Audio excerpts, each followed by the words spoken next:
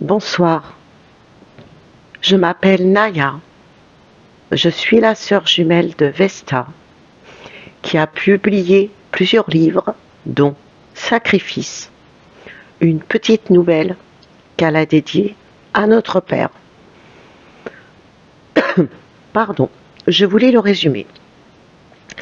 La peur de mal faire et du jugement d'autrui pèse durant toute son existence sur le héros de cette nouvelle. Né à la fin de la Seconde Guerre mondiale, dans une famille de paysans, Henri fait partie de cette génération qui aura connu aussi bien les chevaux de trait que les tracteurs à commande digitale.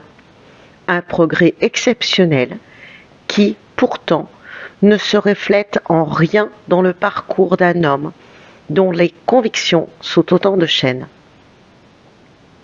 Cloué au sol par des devoirs réels ou supposés, Henri se débat. Lucide et âpre, cette nouvelle décortique les ressorts psychologiques qui tressent les choix de vie. Après l'hypocrisie du monde du travail, en 2022, Vesta s'empare avec la même justesse du sujet délicat de l'autosabotage.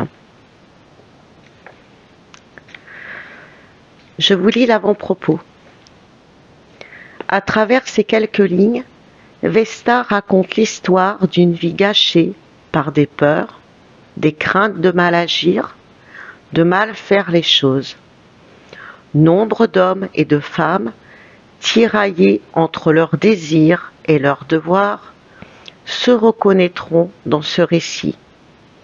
Triste vie, somme toute, si l'on y réfléchit bien. Alors, ne laissez personne vous dicter ce que vous avez à faire ou pas. Accompagner les gens, oui. Leur donner des conseils, oui. Mais l'homme a son libre arbitre dans sa manière de conduire les événements qui jalonneront son existence.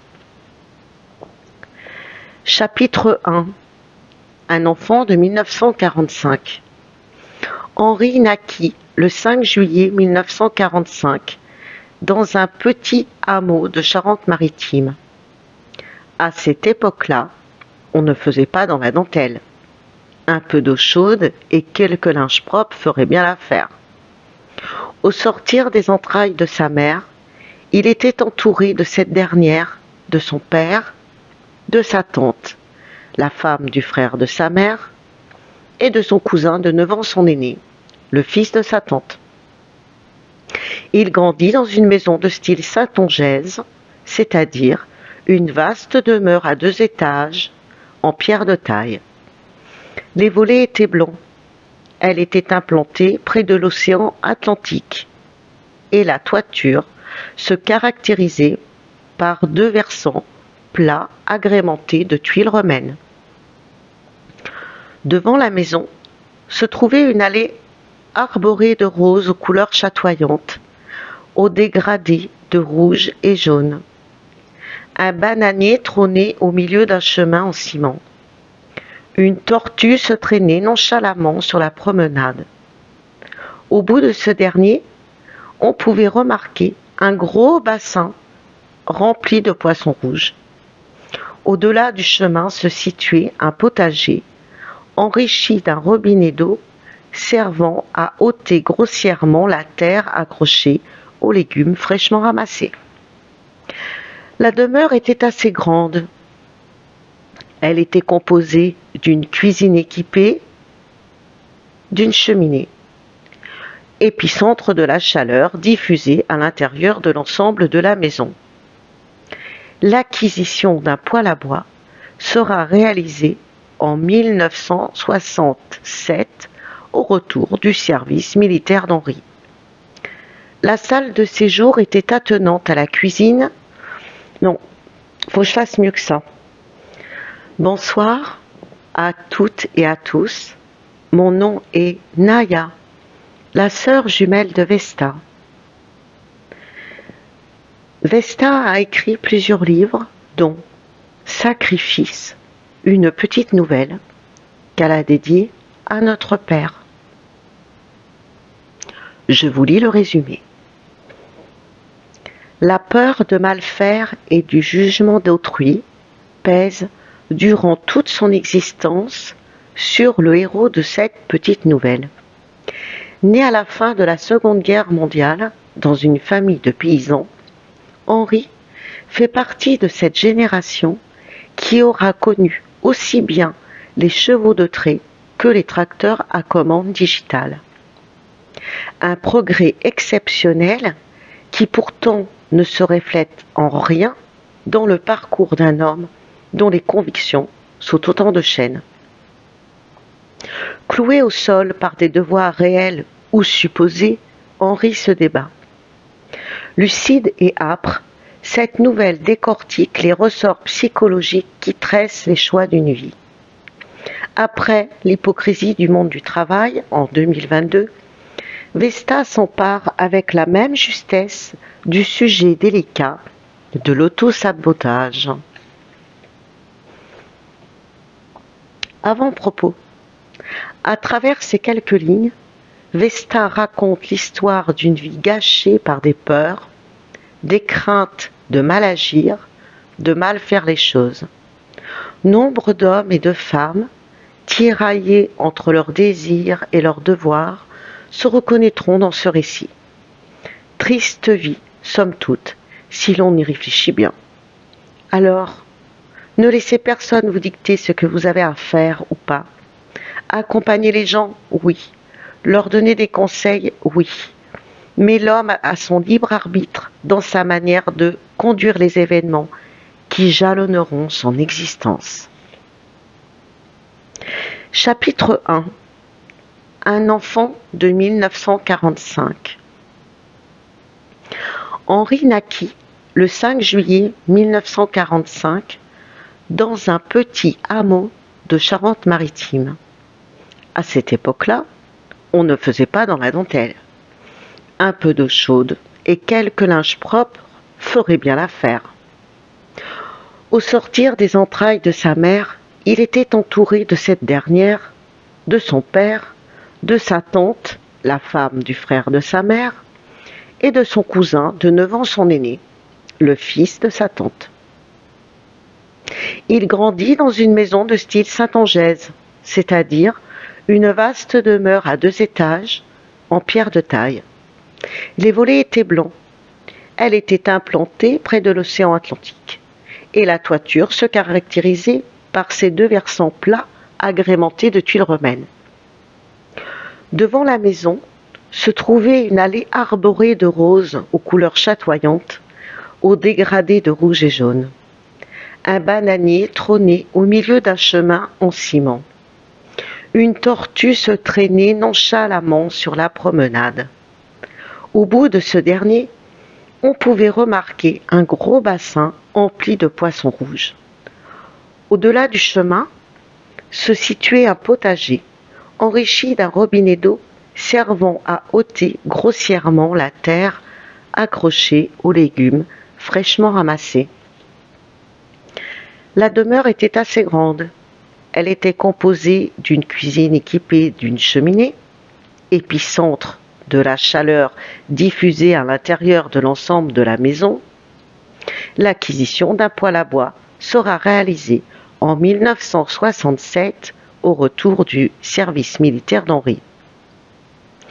La salle de séjour était attenante à la cuisine, puis, à proximité, les chambres avec, dans chacune d'elles, un nécessaire de toilette rudimentaire. Entendez, un grand pichet d'eau, une serviette, un verre, un miroir et un peigne. Une cabane au fond du jardin, non loin du bananier, tenait office de toilette. Niveau hygiène, c'était loin d'être le grand luxe. Une salle de bain sera érigée en 1970.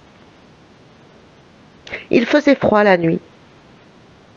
Alors la tante ou la mère n'omettait pas de mettre des briques chaudes au fond du lit des enfants.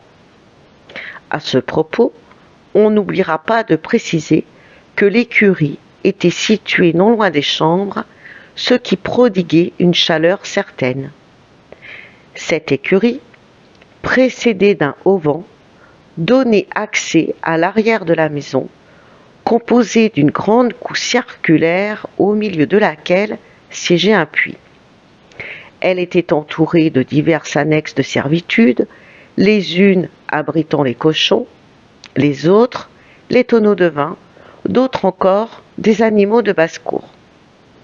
La conservation des aliments pour les animaux et les tubercules pour les hommes était protégée du froid dans un bâtiment particulier que l'on chauffait parfois avec un brasero pour que les denrées ne gèlent pas. Henri eut une enfance modeste et froide. Son père était un homme gentil, mais il fallait que ça fît le droit. Sa mère, comme toutes les mères, lui passait tout. Sa tante était aimante et travailleuse. Elle se rendait au puits du village quotidiennement, afin d'y puiser l'eau nécessaire pour l'alimentation, ainsi que pour la toilette.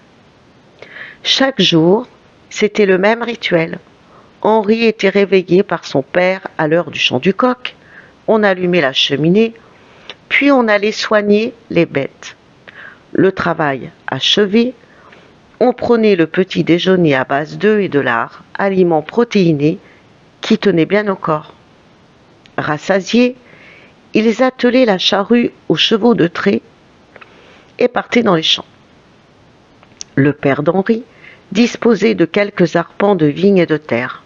Il possédait une dizaine de vaches laitières de race normande et, contrairement à ce que peuvent penser les non-initiés, la culture de la vigne ne consistait pas seulement à récolter le raisin. La vigne était cultivée de décembre à juillet, temps nécessaire pour la taille, le tirage de bois, l'attachage, le relevage et le rognage. Les vendanges s'effectuaient début octobre. Les parcelles de terre n'étaient pas étendues. On pratiquait la polyculture. On cultivait des vignes, du blé, du maïs et du fourrage destinés à alimenter les animaux d'élevage. Le père d'Henri acheta un tracteur dès que ses finances le lui permirent, c'est-à-dire en 1960, tout en sachant que les premiers tracteurs firent leur apparition en France au début du XXe siècle. Henri se chamaillait assez souvent avec son cousin, mais tout ce petit monde vivait dans la même maisonnée et, ma foi, dans une ambiance assez conviviale. Il allait à l'école communale, située à 3 kilomètres de son domicile, à pied et par tous les temps. Il n'était pas fragile. Sa scolarité se déroula correctement. Il a été reçu au certificat d'études avec succès et fit la fierté de ses parents. Il a même obtenu le premier prix en rédaction. On conjuguait rire et travail, notamment lorsqu'on tuait le cochon ou d'autres petits animaux comme les poules et les canards. Toute la famille mettait la main à la pâte et cela se terminait avec lassitude et rigolade autour d'un bon repas chaleureux. Une fois par semaine, on enfilait les habits du dimanche et l'on allait à la messe. Son enfance et son adolescence peuvent donc se résumer ainsi: une alternance de vie scolaire et de travaux des champs. Le peu de temps consacré aux loisirs était basé sur des jeux de cartes, de ballons, de marelles et d'osselets. Chapitre 2. Une jeunesse indécise. À 18 ans, Henri fit son service militaire au camp de Souges, 57e régiment d'infanterie, situé à proximité de Saint-Médard-en-Jalles, dans le département de la Gironde, à une centaine de kilomètres de son village. Lui, qui avait une appétence certaine pour les animaux, était à son affaire en qualité de maître chien. Dresser et entraîner un berger allemand pour utiliser ses qualités comportementales était presque facile, inné. Il était également bon tireur, car, à cette époque, les jeunes garçons allaient à la chasse, instinct de survie oblige. Quelques mois après son service militaire, Les gendarmes firent une petite visite à la maison, visite destinée à le recruter. Sa mère, ne pensant qu'à elle, pleurait au bout de la table, le suppliant de rester près de ses parents. Première erreur. Première frustration, premier sacrifice.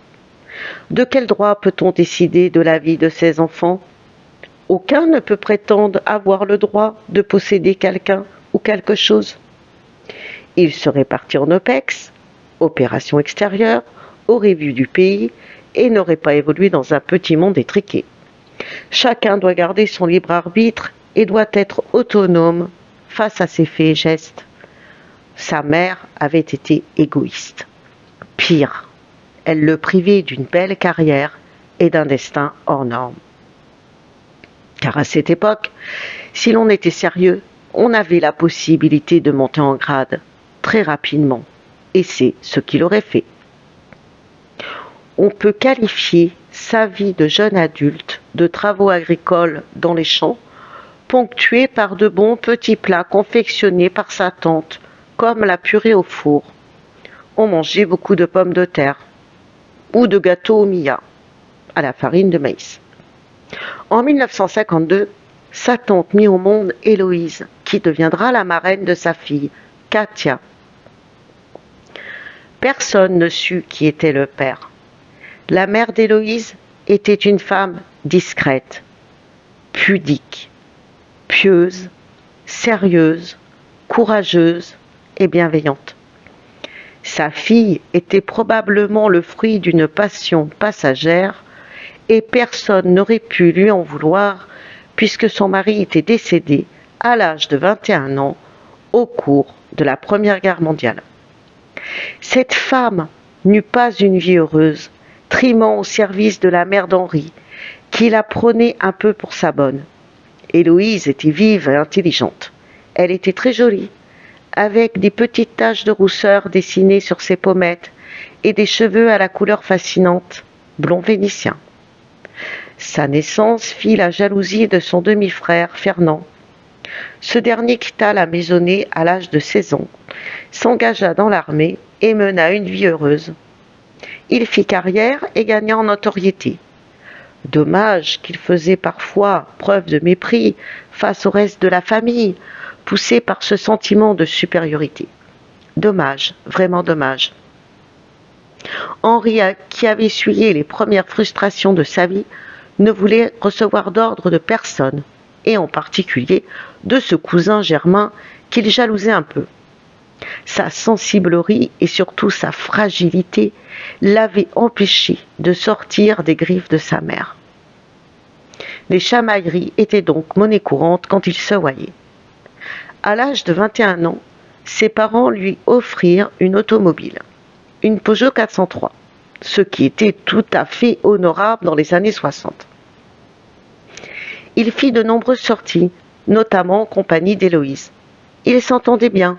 C'est d'ailleurs lors de l'une de ces sorties qu'elle rencontra son futur mari, avec lequel elle fut comblée. Héloïse était douée pour les études et fit 2 ans de pharmacie après avoir quitté le collège. Elle avait connu le cycle secondaire, contrairement à Fernand et Henri, qui avaient fréquenté uniquement l'école communale. Nous étions à la fin des 60s. Grande différence déjà entre les villes et les campagnes. Au XIXe siècle, les collèges existaient déjà, mais accueillaient essentiellement les élèves de milieux privilégiés. Selon Montaigne, la culture ne saurait être assurée que par une longue imprégnation continue. Le père d'Henri, très courageux, accompagnait Héloïse chaque semaine à la ligne de bus qui la conduisait à Bordeaux, lieu où elle suivait ses études. Pour plus d'économie, elle logeait chez des cousins de Pierrette. Pierrette et Henri s'étaient connus lors d'un réveillon de la Saint-Sylvestre, au cours d'un bal, dans une bourgade non loin de chez eux. Ils étaient chaperonnés par leurs parents. L'orchestre jouait de l'accordéon. Encore ce décalage avec les jeunes des villes où les booms explosaient et pendant lesquels on dansait le rock et le Madison. Encore ce grand décalage que Katia ne supportait pas. elle, qui aurait aimé naître en ville dans une famille bourgeoise, fréquenter un bon lycée pour avoir un bon métier. Bref, elle aurait somme toute apprécié avoir 20 ans dans les années 60, car elle affectionnait particulièrement les sonorités musicales de cette époque. Mais les choses étaient comme elles étaient, comme lui aurait dit son ami Rodolphe, de quelque peu philosophe et penché sur les lectures de Spinoza. Mais revenons à nos moutons. Henri. Il rencontra donc Pierrette et la fréquenta régulièrement après avoir eu une brève liaison avec l'une de ses voisines. Pierrette, qui était déjà dans le contrôle, veillait au grain et ce que femme veut. Ils se marièrent alors qu'il était tout juste âgé de 22 ans et elle de 21 ans. Bien trop jeune, mais à l'époque c'était normal.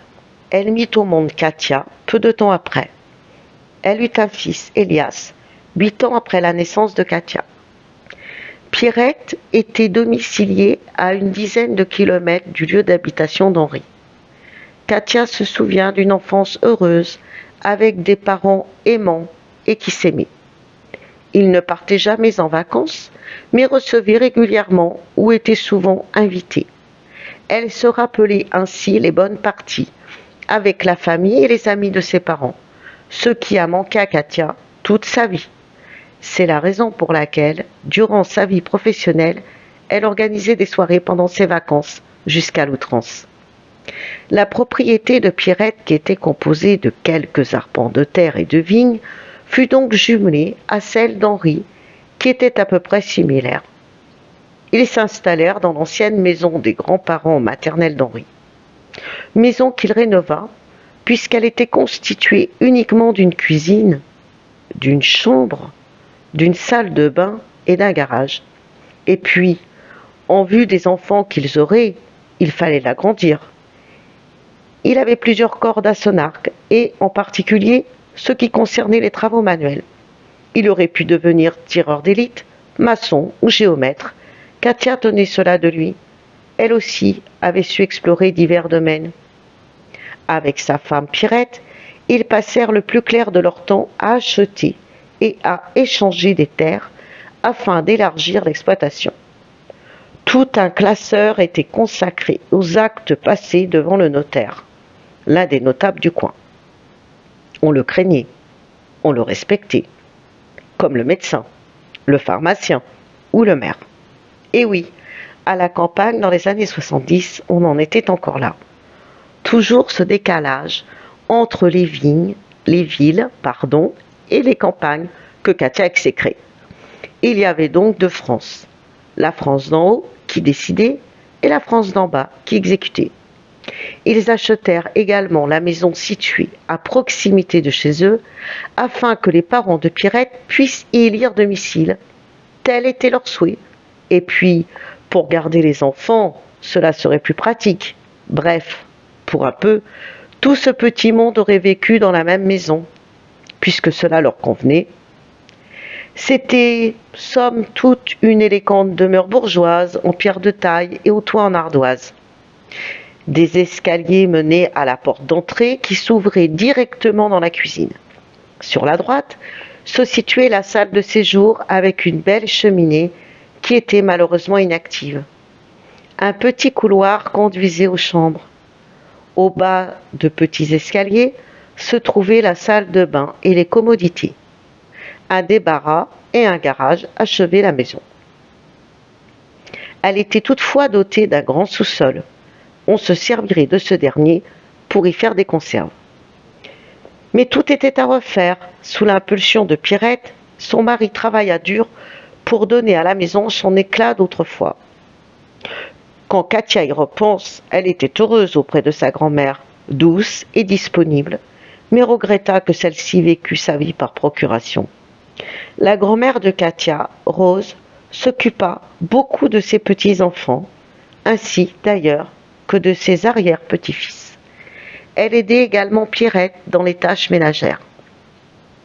Cette dernière eut une vie somme toute heureuse jusqu'à ses 40 ans. Henri menait de front son travail viticole, sa responsabilité de président de chasse, et plus tard, il assurera son poste de premier adjoint au maire. Il passa le virus de la vie associative à sa fille. En ce qui concerne l'exploitation agricole, Henri se débarrassera manu militari des derniers chevaux de trait conservés par son père. L'un d'eux l'avait blessé et depuis, il n'appréciait pas cette race animale. Il vendit également le cheptel de vaches laitières, fatigué de se lever en pleine nuit quand les mères porteuses mettaient bas leurs veaux. Ce n'était pas une tâche qu'il affectionnait. Voilà, chers amis, je vous retrouve plus tard pour poursuivre la lecture de ce livre. Bonne soirée.